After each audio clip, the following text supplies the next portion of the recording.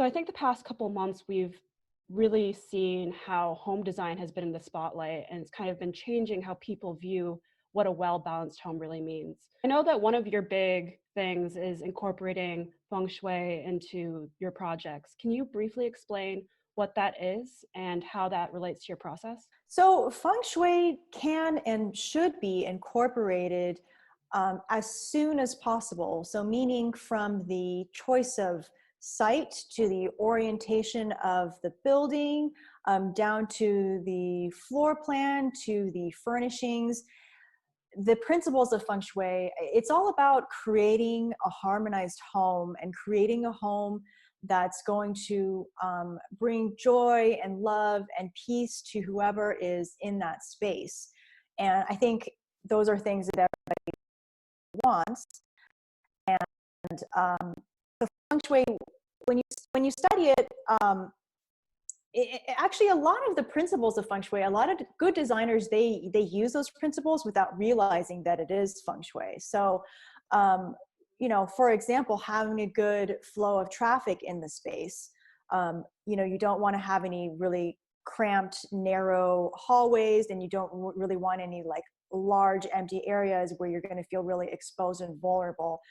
So feng shui can help you kind of control the flow of traffic so that you've got a nice, even flow of energy. So if you think about the traffic in your home being like water, for example, you want it gently dispersed throughout the home rather than a full-on flood, which would be an empty room with not enough furniture in it. And you don't want it really cramped into a tiny little trickle, which would be like a tiny hallway with like a lot of furniture in it where you're like squeezing in to get through to another room. So I mean, feng shui it's amazing, and it's been used for thousands of years, and it's very effective, and there are a lot of very simple principles that people can implement. So you mentioned there that you want to avoid like really empty spaces. So how would you be able to balance like an open concept room? I would balance it through furnishings. So even if you have an open concept space and there isn't a wall, you can designate areas like with the furnishings. So with a large rug, here's a breakfast nook, and then with another set of furnishings, here's the living room.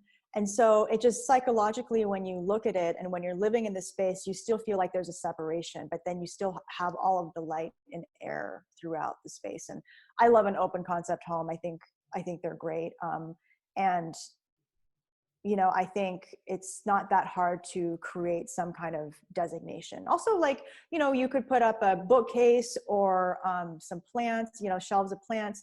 They're really easy ways of just creating some separation without having things completely blocked off. Do you have any more room-specific tweaks or tips that builders or remodelers could use to bring a sense of balance to their home? In terms of colors or just paint, I always like to think of dark colors on the bottom, lighter colors up top. So whether or not that's in terms of furnishings or painting the walls, this combination of darker on the bottom and lighter on the top, it really helps you to feel grounded into the earth. It's like you have earth at the bottom and then you have heaven up top. So you're grounded into the earth, and then the lighter colors up top help you expand and feel more light and feel more space while still feeling very stable. So if you're ever in a room that perhaps has dark walls and a dark ceiling and then light floors, if you pay attention to how you feel, you'll feel a little disoriented, like you'll feel less stable, less grounded, because it's almost like you're disappearing into the floor, you know, like the floor is not holding you.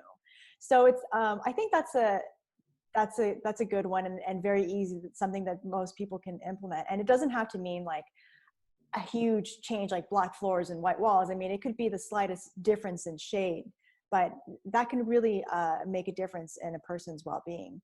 So it is really nice to get an outside eye, because a lot of the times we're so accustomed to the way that we're living, we don't even notice it anymore. And we don't realize how easily things could be improved. But yeah, I would say flow of traffic, opening up pinch spaces, I think is a big one. And one way that you can do that very easily is through mirrors.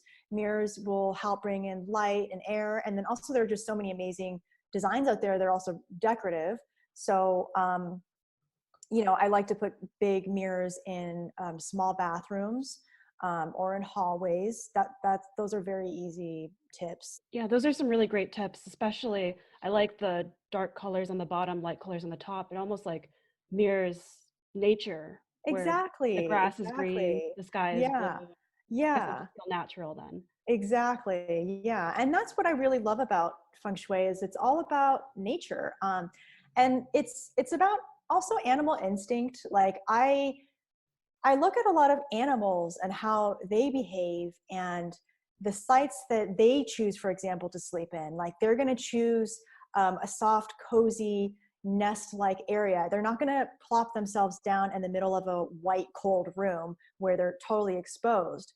So, if that's how they are choosing to sleep and that's how they feel protected, like, isn't that how we as humans would feel as well? Like, I feel like sometimes humans get out of touch with our primal needs.